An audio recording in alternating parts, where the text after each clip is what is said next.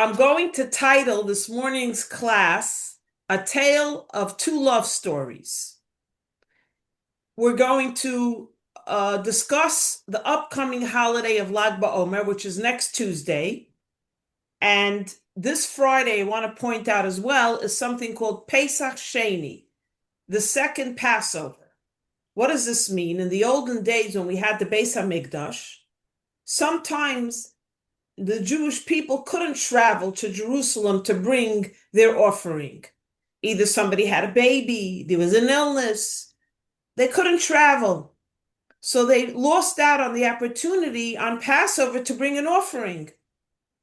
So God made a Pesach Sheni, an opportunity for second chances for a Jew to bring their offering on what we call the second Passover, which is this Friday. What do you do to commemorate this opportunity? You eat matzah. You wash, you make hamal tils yadayim, hamot, you eat a piece of matzah. And basically, it's a reminder again that there's always a second chance. It's never far fallen, as we say in Yiddish. It's never the lost cause. A Jew knows there's always an opportunity to get back to where they're meant to be, to do what they missed out on, to redo sometimes. You made a mistake. God always gives us an opportunity to regroup and redo. You're never lost. And that's a comforting feeling to know. Now let's move on to Lag BaOmer. So Lag BaOmer is on Tuesday. And you know that on the days from the second night of Passover till Shavuot, there's no weddings. You don't listen to live music. You don't cut your hair. You don't have celebrations. And all the little boys who are waiting to have their haircuts at age 3 during this time, push it off till Lag BaOmer. And then, if you know, in Israel, in Miron, where the Rashbi, Rabbi Shimon Bar Yochai, whose yard site is on Lag BaOmer, he passed away on Lag BaOmer. They go to his resting place in Miron. They build bonfires and they cut the hair over there by the resting place, the burial place of this very holy Rashbi, Rabbi Shimon Bar Yochai, who we're going to talk about soon. He was the author of the Kabbalah, the Zohar, which is the book of splendor, the secrets and esoteric parts of the Torah. So this is Lag BaOmer. Why is it called Lag BaOmer? Because it's a nickname, Lamed Gimel, 33 days in the counting of the Omer. So it's like a nickname. A nickname, if you take Lamed Gimel, Lag BaOmer, the 33rd day in the counting of the Omer. So there's two fantastic love stories that are associated with Lag BaOmer. I'm going to start with the first one, with the story of Rabbi Akiva. Rabbi Akiva, I don't know if you ever remember him, he was the one that wrote, "Love your fellow as yourself." And he's an extraordinary person, and he has a very interesting history. He was a poor shepherd living in Israel, working on the fields of Kalba Savua, the richest man in Israel. The Bill Gates, well, let's not call him Bill Gates. The richest man in Israel at the time was Kalba Savua. He had massive lands in Israel. And guess what? He also had a gorgeous daughter called Rachel, a beautiful daughter called Rachel. And she was a very special person. They say she was also a prophetess. She had certain energy.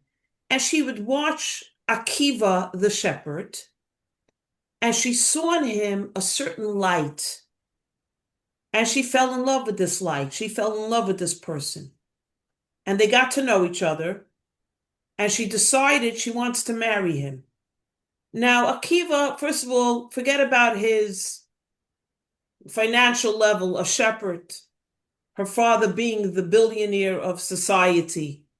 She was not only beautiful inside, she was beautiful outside. And the commentaries say, the historians say, he came from converts. Some people say him was a convert.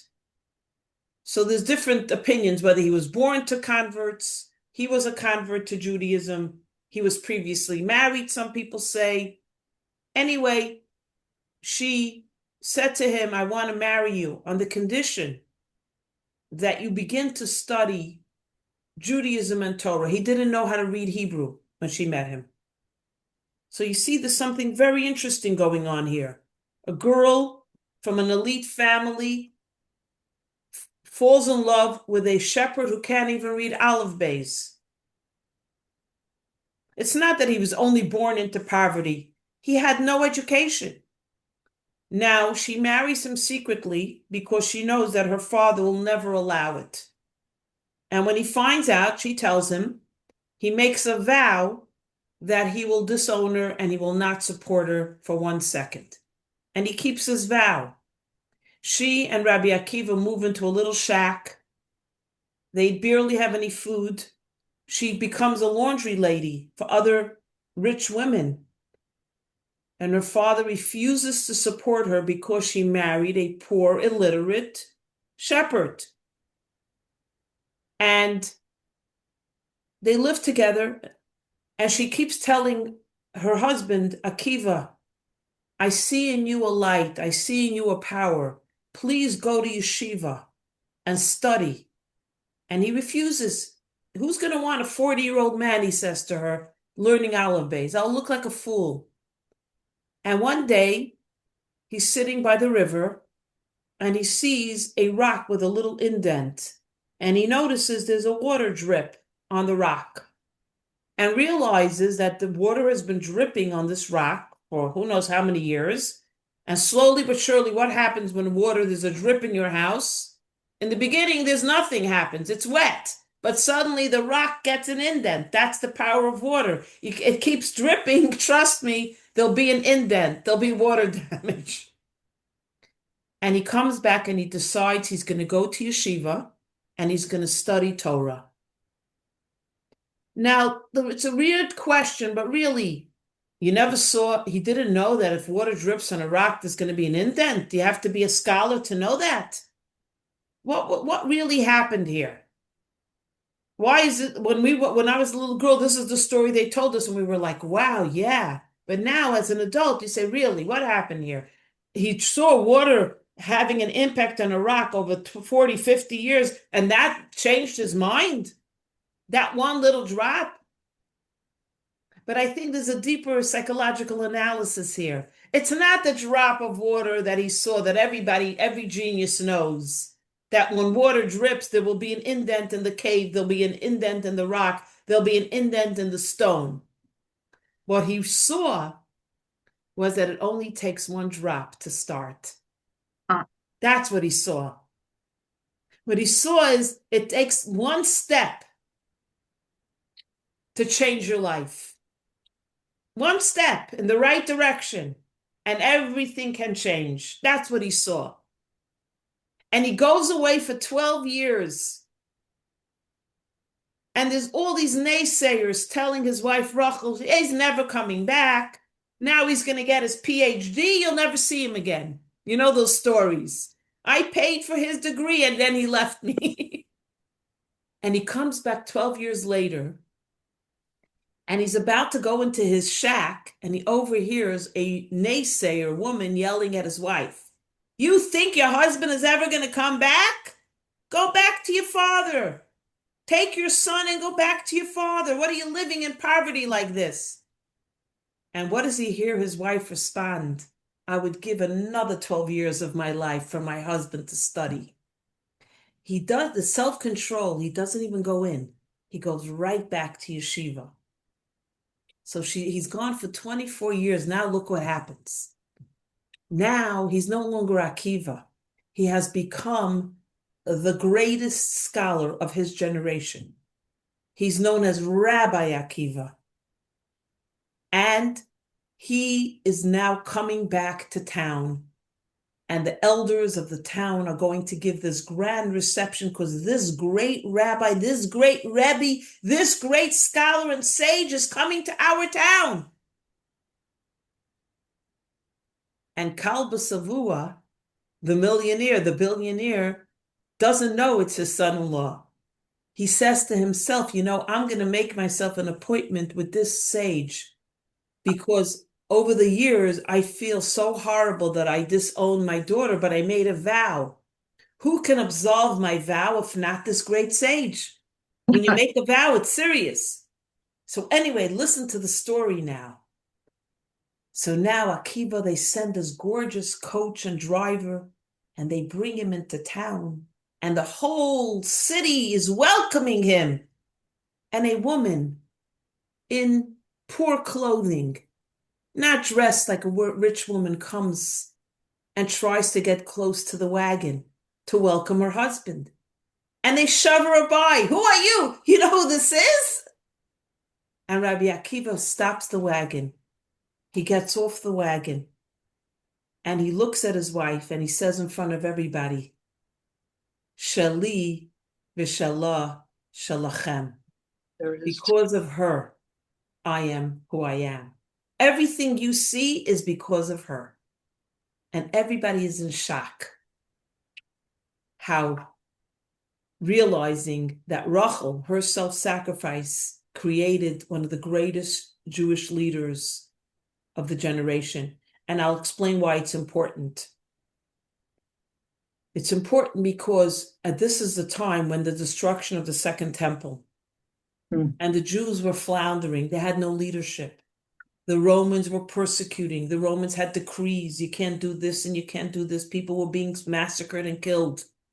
And Rabbi Akiva held it together for the nation. So the fact that his wife Rachel sacrificed her entire life that her husband should become the leader is not just a regular girl on the block whose mother says, look who you married. You think he cares about you? She is the one who propelled him into becoming who he could be, and a Rebbe who saved his generation and cultivated a whole group of great leaders who came after him, including Rabbi Shimon Bar Yochai, who we're going to talk about soon, and his love story. So Shali v'shalah ishalah. You and me are hers. Because of Rachel, he declared, I am who I am, and you have all the benefits. Now Kalba Savua has a literal heart attack because he watches this unfold and he begs forgiveness and he annuls his vow and he offers them riches. But at that point, Rabbi Akiva was supported very nicely by the community and by the Jewish people. But you see, what it's showing us here is, first of all, one step can change your entire life. The vision of one mother, of one woman, of one wife, Rachel, how she saw in her husband a potential, a light, a power, and cultivated that light. And that's a very, very special story. And when I read the story, my daughter's named Rachel, I always think to myself, what a beautiful name to have that name Rachel, because it's such a power. It's such a energy. And I always look at this story and I envision, what did she look like? I'm sure she was beautiful, but I look at her like, I want to meet her. She's one person I hope to meet in the future. Like everyone has someone they want to meet. I want to meet her because I want to ask her, really, how did you do this? You grew up in such wealth and you gave it all up. And I want to meet her because she must be a very, very powerful character and personality and inner strength. So Rabbi Akiva, how is he connected to Lag Baomer? So one is his student was Rabbi Shimon Bar Yochai. And two, why is Lag Baomer a day of celebration? Well, one of the reasons is because Rabbi Akiva was so popular, he had 24,000 students, adult students. And between Passover and Shavuos and Lag Baomer, there was a terrible plague, and 24,000 students died in that plague. And people say, why was there a plague? Was there a COVID? And the answer was that there was a certain lack of love among his students. And because of that, God punished them, and there was a plague that 24,000 students were wiped out by God. Now, you Wow. have to understand that these students were very special people. They were held to a very high level. And when they showed disrespect for each other, God felt it necessary, and we don't know why, I can't explain it, to create a plague. So the Rebbe explains a little bit about this, that it wasn't that they disrespected each other the way you think. When they studied with Rabbi Akiva, every one of them thought they knew best. And when someone didn't agree with the way they saw it, they felt they had to clarify and push their view on the other.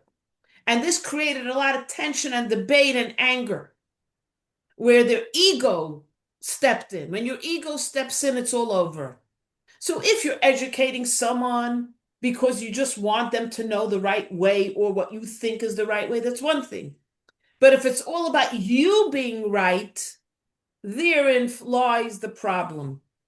So it's hard to understand, and there must have been more going on here, but there was a terrible plague.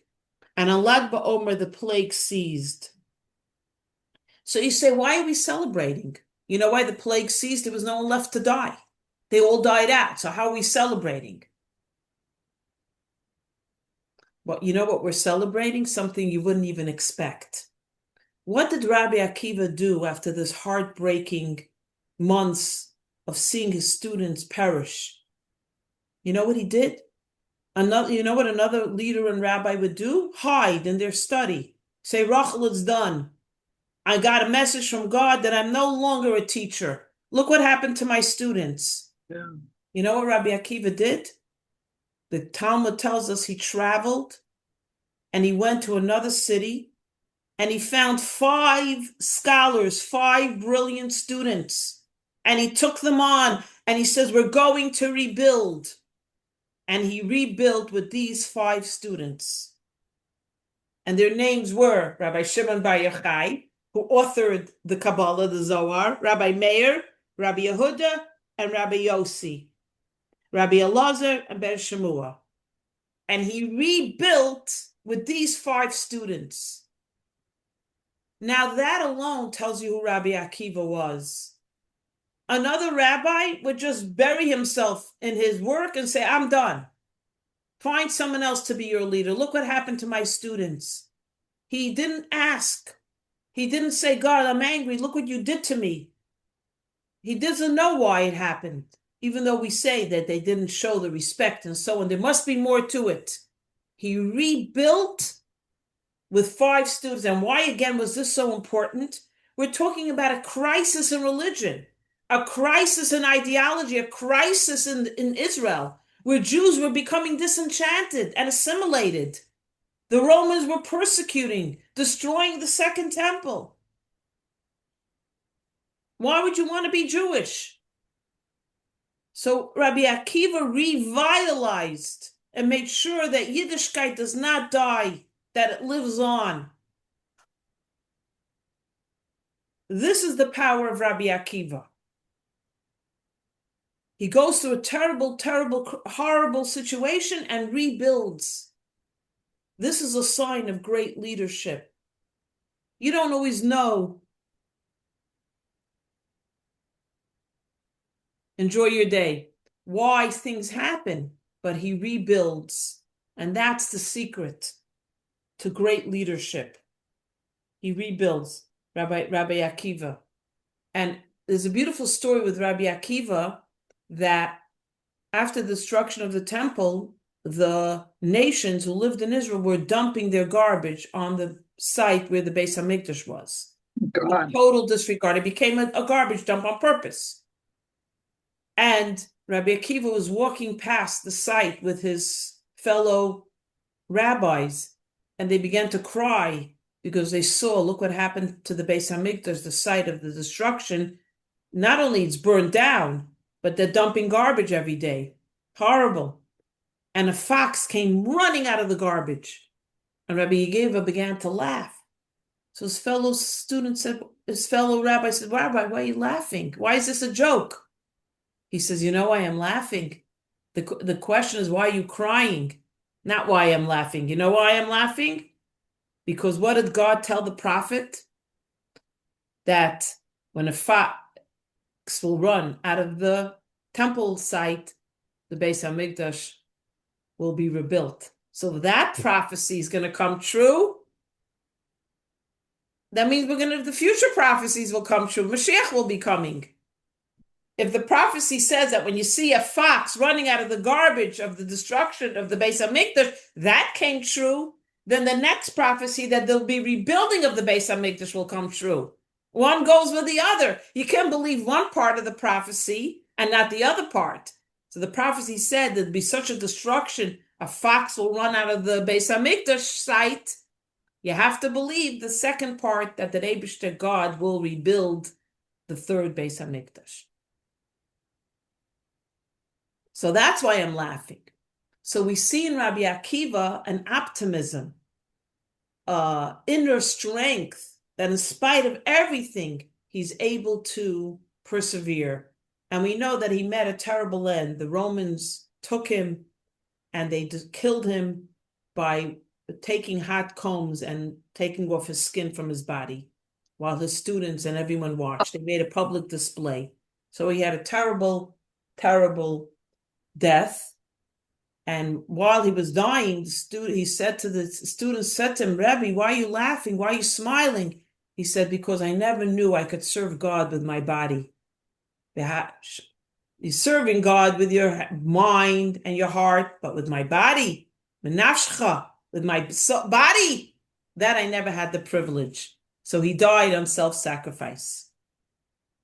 So this is the great story of Rabbi Akiva, how, because of his wife Rachel, he was able to become one of the greatest Jewish leaders. And there's no book you can study now when you don't read about Rabbi Akiva. And what is he known for? Love your fellow as yourself. V'ahavta l'reyacha kamoicha Amar Rabbi Akiva zeklal gadol b'Torah. That's his most famous line. Loving your fellow Jew, loving another person. You know how great that is? And I see why he said that, because of look what happened to students. You know, that was his most powerful, powerful statement ever. How love conquers all, in a sense. The right type of love, that is. Not a love that smothers, a love that enables growth. So what do you say about Rabbi Akiva and his wife Rachel?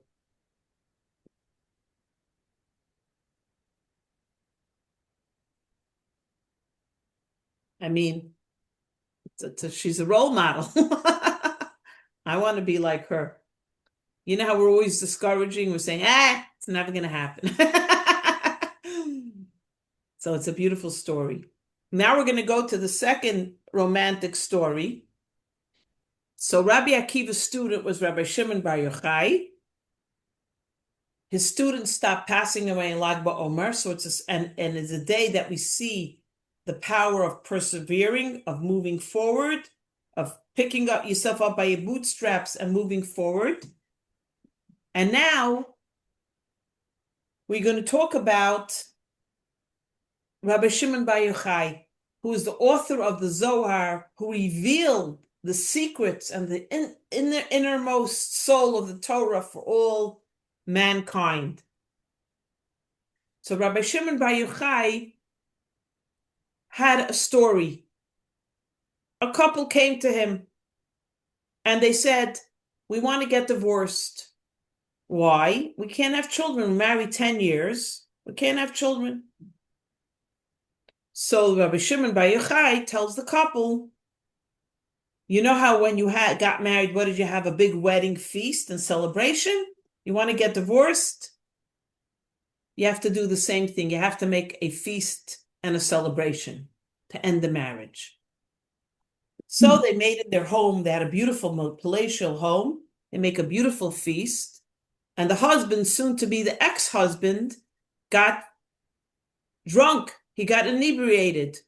So as he's heading off to sleep, he says to his wife, take whatever you want from the house. Before you go back to your father, remember the story, Diane? Take whatever you want from the house. There was a very wealthy home. They had art, sculptures, or whatever they had in the house. Take whatever you want. And he goes off to sleep to his inebriated. She tells her servants, go carry my husband with his bed to my father's house. So she goes home. He wakes up in the morning. He's in a strange place. He looks around. Where am I? I know I was drunk, but this drunk? And he comes out and he's in his father-in-law's house. And his wife is sitting there. He says, what am I doing here? She says, you don't remember? Last night you told me to take what's most precious to me and bring it back to my father's house. So I brought you. You are most precious to me. The most precious thing I could think of in my entire life is you, my beloved husband. And he was so overwhelmed by her love that he decided that he's not divorcing her. I love you, he said. And she said, I love you. Why are we getting divorced? We're not getting divorced. They go back to Rabbi Shimon Bar Yochai and they say, Rabbi, we're not getting divorced. We realize we love each other, even though we cannot have children. We realize our love is much more powerful than anything that we could want. So Rabbi Shimon Bar Yochai looks at them and he gives them a blessing to have a child. And 9 months later, they had a child.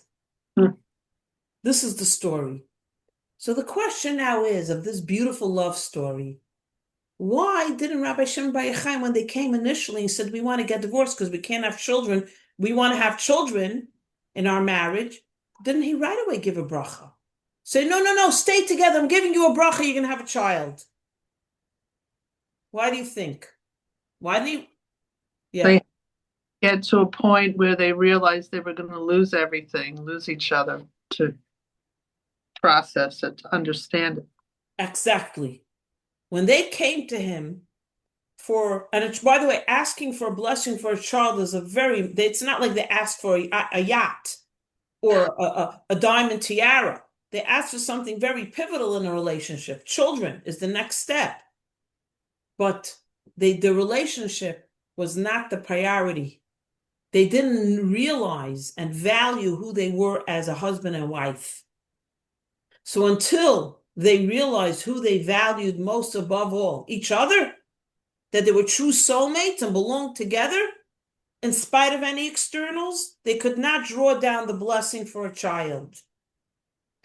There's one thing giving a blessing, there's another thing that the blessing should come to fruition.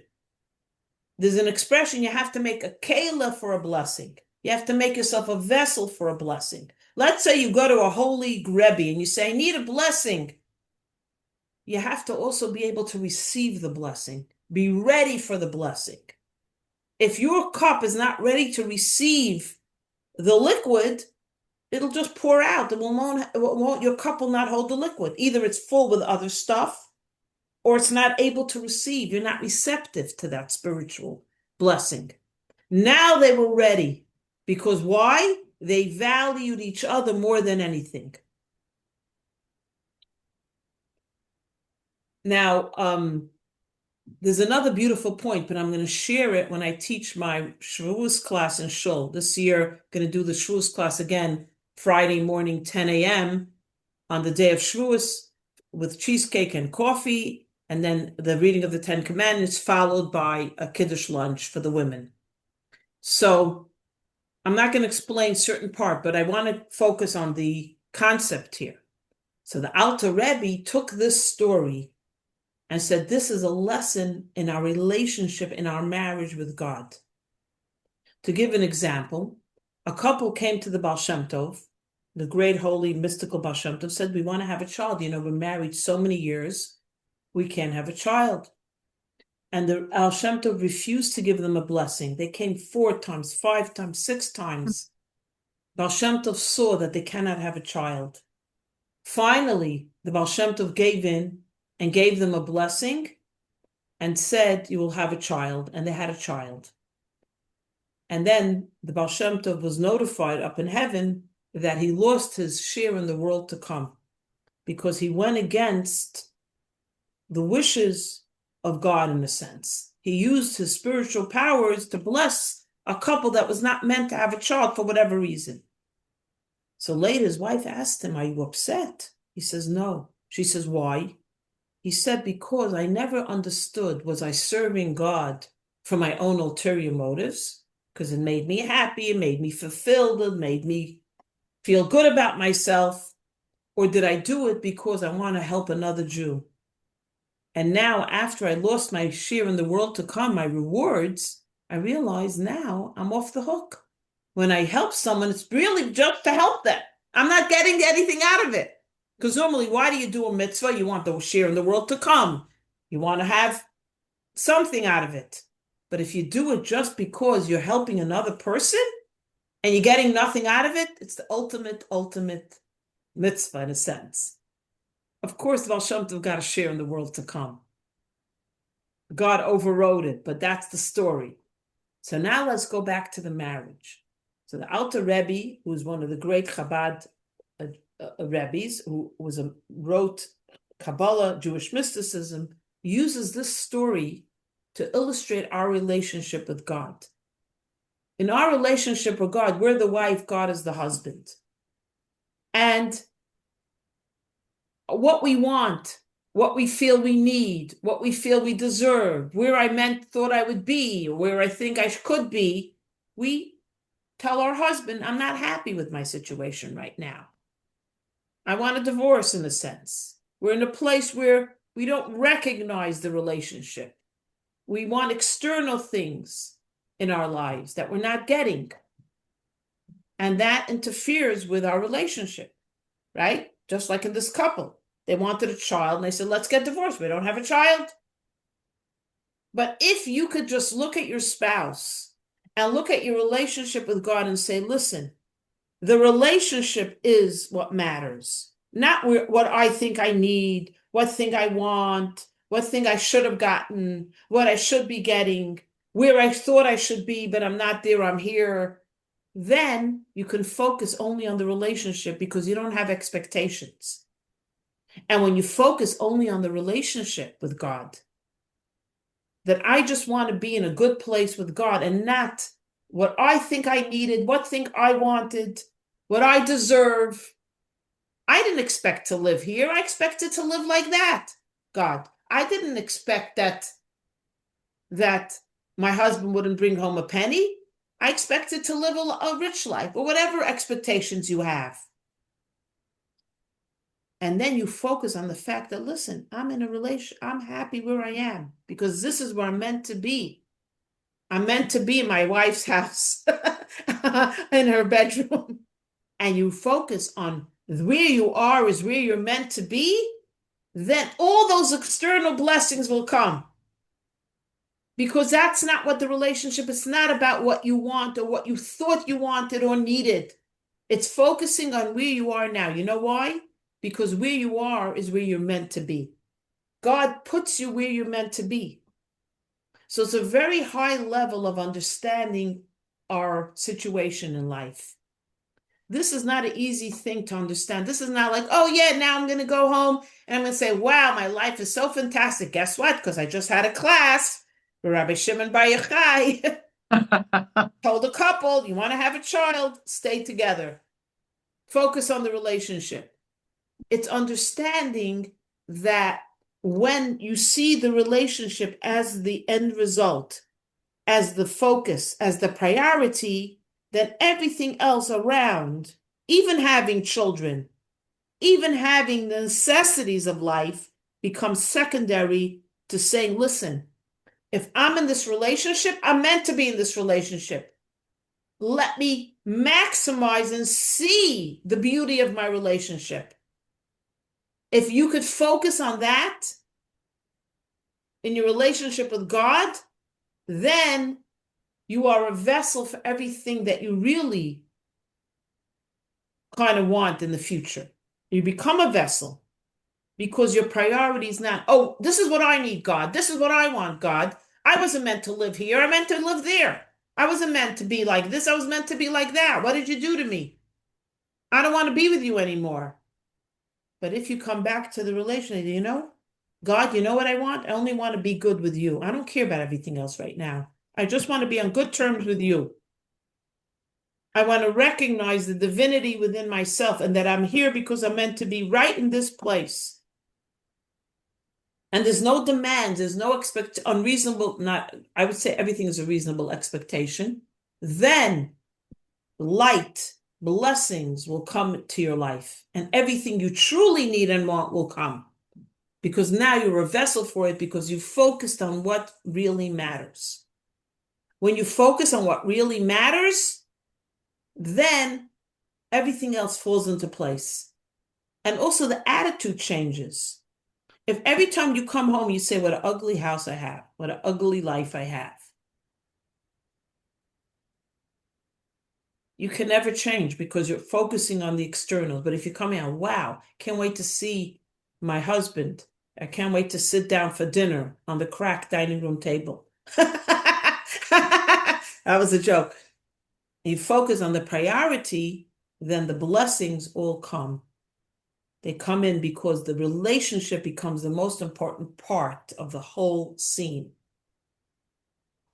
So that's how this story teaches us about how we should view our lives. View your life like what's most important? How I relate to God, how I realize God put me in this place at this time. I'm meant to be here. Let me see the beauty and love that I have. And then again, we could use this in our relationship with our spouses. What's most important in my relationship? Is it because we didn't go on the cruise? Is it because we didn't have this and that? Can I focus on him and her and not on what I needed, what I wanted, what I didn't get? That's the main important thing. And you focus on that, the strength of the relationship will bring everything else.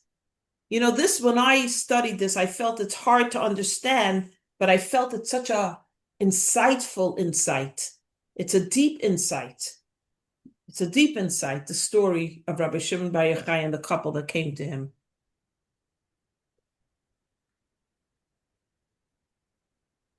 But it's what I call an avodah, a service. It's a therapy, more than a therapy, it's changing how you view your life, changing your paradigm, focusing. You meet couples all the time. They raise their children, one child, two child, three children, whatever amount of children. But they never paid attention to each other in those years. Everything was the kinderlach, the college for Joey, Yeah. this for Natalie, da da da. Now the kids are gone. Either they're married, in college, away, and you look across the table at your husband and go, oh, we have nothing in common anymore. We never went out over those years. We never had a dinner date. We never spoke to each other. We never communicated. We never made time for us. It was always about the kinderlach. The kids need this and the kids need that. And the kids need to be driven and the kids need to be cooked. And the kids need to be that. Kids need to go to camp. And what about the most important part of your relationship, your husband? Nowhere to be found. What about your wife? Nowhere around. And then after 40 years of raising your children, it's very hard to get that back. It's like, honey, do we have anything in common anymore except the kids? So you have to rebuild. But if all those years you pay attention to your spouse and he to you, and you share, and you sometimes tell the kids, excuse me, mommy and daddy have mommy and daddy time, or we're going away. I don't care if you have a play tomorrow. Too bad. We're off to see the wizard. But we all do it. Listen, I'm guilty as charged as well. You can't, because kids are needy. You know, your husband could make himself an omelet, but your 2-year-old can't. So we all fall into that, right? Yeah, we're all guilty as charged. But if you even think about it a little bit, it gets better. You know, even think about it, you already realize it. Realizing is also something. It's the first drop on the rock. So in conclusion, I want to say about Rav Shimon Bar Yochai, so before he passed away, he said to his students, I don't want my day of passing to be a day of mourning. I want it to be a day of celebration. That's why on his yard site, which is also the day that Rabbi Akiva's students' plague stopped, they stopped dying, people go and they make bonfires and they shoot bows and arrows, and I'll explain that in a second. And it became a celebration at the resting place in Miron, at the resting place and the burial place of Rabbi Shimon Bar Yochai. And then in America and all over the world, we go out on parks on like Baomer. Why? Because Rabbi Shimon Bar Yochai had to hide for 12 years in a cave from the Romans. They wanted to kill him. So how did he write the Zohar? He spent 12 years in a cave writing his magnum opus and eating from a carob tree. It said there was a miracle. God planted a carob tree by the cave and had a well of water. And for 12 years, that's what he did. With the son Elazar, they studied and they wrote the Zohar. He wrote the Zohar. And that's why we go out in the field, because he hid in the caves from the Romans. So we go out. And why do we make a bonfire? We make a bonfire because he gave us the fire and the passion with Rabbi Akiva of Torah. They took the embers of the Jewish nation after the destruction of the temple and they rebuilt. And they created a passion for Torah, a passion for learning. Because once you have the secrets of Torah, the inside view, it inspires you, it uplifts you, it ignites you.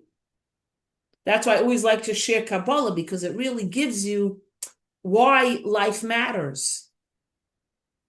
What are we doing here? Why are we even here if we're not all there? So that's why we light fires. And why a bow and arrow? Because a bow is in the shape, how do you shoot a bow and arrow? Pull back, and the more you pull back, more tension, the more it goes forward. Yeah, exactly. And what's a sword? A sword is close combat. A sword is a good stech, a good stick in the ribs. But you have to be close. A bow and arrow, the more you pull back, the further the arrow goes. So there's two approaches to battle. One, you give a good stech. You're having a debate with somebody, you stick them in the heart. You hit them below the belt. You use all your weapons of viciousness. But there's another approach to a debate or a controversy or study partner. You pull back. You put your ego down a little bit. You take a step back. Then you shoot your arrow. Restraint. There's a way to do things. There's restraint. You pull back. You can shoot your arrows, but do it with delicacy. Do it with diplomacy. You don't have to give a stech. Boom. And that's also with yourself when you want to battle. Sometimes you have a battle. You have to fight. You right away need to give a stick. Demolish the situation. Sometimes you need to be aggressive. But sometimes it takes diplomacy in your battle. You have to pull back a little bit. See what's going on. Then you make the attack. That's in our inner battles and also our external battles. So Kabbalah is the bow and arrow approach. It's the secrets. You have to do inner work. You have to pull back in order to conquer, in order to achieve. Kabbalah tells you to go into the inner self, find out the inner story. And then you could conquer the world, conquer your ego, conquer your challenges, face up to what you need to do. So Rabbi Shimon Bar Yochai gave us the bow and arrow. He gave us the approach that dig deep, pull back, work on yourself. Then you can conquer your battles. And also the bow is like a rainbow. That when Mashiach comes, they say that we're going to see a rainbow to usher in the redemption. What kind of a rainbow? Not the rainbows we see now, but a full color, high resolution color rainbow. Now when you see a rainbow, you think it's beautiful, it's colorful, but wait till Mashiach comes. The Kabbalah says the rainbow will be so rich in color and so beautiful, you won't even believe it. So the rainbow now, we see a rainbow sometimes after a rain or whatever, it's very pretty. But the rainbow of Mashiach will be so gorgeous that the colors will be like the most beautiful colors of the rainbow. So Rabbi Shimon Bar Yochai gave us the tools to understand how to go about to bring that point of redemption, how a person has to work on themselves and do one act of goodness and kindness, and that will be the tipping point. So that's why we play with bows and arrows on Lag Baomer, and we go out in the fields to revisit what Rabbi Shimon Bar Yochai stood for, what he taught us. Passion, pull back. You don't have to shoot your arrows right away. Pull back, think about it, make sure it's not coming from ego, and then give your response. Fight the war, whether it's a personal war or it's someone with others, with your children, your spouse, with your friend, with your boss, with your workers. There's always an approach to how to fight a war. Yeah, you could take your sword out and give a shtech, and that's it. It's over. There's no discussion. There's no debate. But is that the right approach for that moment in life? A lot to digest. But these are the two greats of Lag BaOmer, the two love stories. You love because you love your spouse. You love the relationship. It's not about what you're getting from the relationship. Once you can focus on just the relationship, all the blessings will come. But first you have to have the strong core. Realize he's for me, she's for me, we're for each other. We're going to stay together. And then you see the fruits of your labor. But if you don't have that strong core with your spouse, with God, you cannot build because there's something external you're looking for. I love him because you know what? Look how he provides for me. Wow. I have the newest car every year, the most gorgeous jewelry, every purse you can imagine, every vacation. I love him. Do you really love him or what he's giving to you? Do you love him for who he is? Is there somebody outside of that superficiality or not? And that's the key. A lot I have to do this week, a lot of work. My husband will listen in and say, Freida, can you practice what you preach, please? Anyways, I want to wish you a good Shabbos, a good week.